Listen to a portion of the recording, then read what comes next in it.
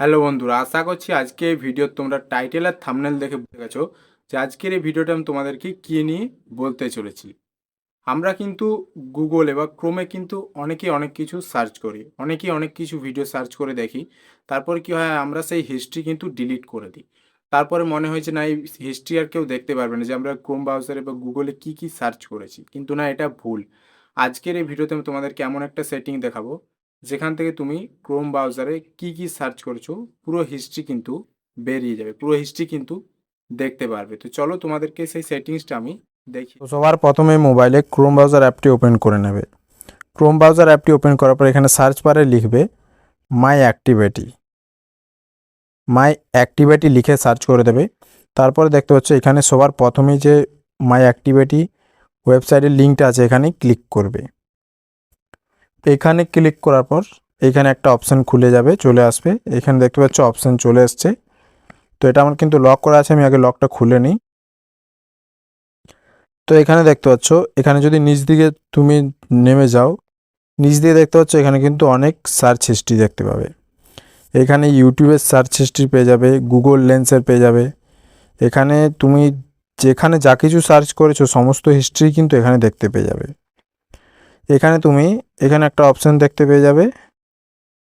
এখানে দেখতে পাচ্ছ দেওয়া রয়েছে ফিল্টার বাই ডেট প্রোডাক্ট। এই অপশানটিতে ক্লিক করে তুমি এখান থেকে ডেট বাই বা যে কোনো অ্যাপসের সিলেক্ট করে এখান থেকে সেইটার হিস্ট্রি দেখতে পারবে। তো এইখানে তুমি এইখানে এই ক্রস চিহ্নতে ক্লিক করে এক একটা হিস্ট্রিকে কিন্তু ডিলিট করতে পারবে। এর থেকে কিন্তু অনেকটা তোমার এখানে টাইম লেগে যাবে। বা এখানে তুমি অল সিলেক্ট করেও ডিলিট করতে পারবে। এখানে ডিলিট অপশানটিতে ক্লিক করে তুমি ডিলিট করে দিতে পারবে। তো এখানে কিন্তু তোমাকে একটা কাজ করতে হবে, এখানে তোমাকে একটা লক লাগাতে হবে যেহেতু, তাহলে কি হবে, তোমার এইটা কেউ খুললে এখানে কিন্তু তোমার হিস্ট্রি তুমি ছাড়া কেউ দেখতে পারবে না। পাসওয়ার্ড দেওয়া যাবে এখানে একটা। তো এখানে দেখতে পাচ্ছ দেওয়া রয়েছে ম্যানেজ মাই অ্যাক্টিভিটি ভেরিফিকেশন। এই অপশানটিতে ক্লিক করবে। অপশানটি ক্লিক করার পর এখানে ক্লিক করবে নিচের অপশানটিতে। এখানে সেভ অপশানে ক্লিক করবে। এখানে আমার অলরেডি পাসওয়ার্ড দেওয়া আছে, তাই আমাকে নতুন করে কোনো পাসওয়ার্ড দিতে হবে না, আমার অলরেডি এখানে লক লেগে যাবে। এখানে আমি একটু রিফ্রেশ করে নিচ্ছি।